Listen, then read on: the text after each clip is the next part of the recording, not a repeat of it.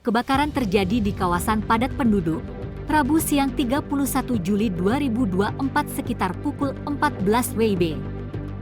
Kali ini menimpa dua rumah warga di Jalan HM Riyakudu, Kelurahan 80, Kecamatan Seberang Ulu 1, Palembang. Lokasi kebakaran tepatnya terjadi di Jalan HM Riyakudu, Lorong Michigan 80 di belakang gedung kampus Bina Sriwijaya, Palembang. Cuaca panas terik mempercepat menjalarnya api. Namun berkat gerak cepat petugas damkar, api dapat dipadamkan sejam kemudian. Kobaran api sontak membuat warga di sekitar lokasi kebakaran merasa panik. Warga bersama pemadam kebakaran berusaha menjinakkan api agar kebakaran tak meluas ke bangunan di sekitarnya.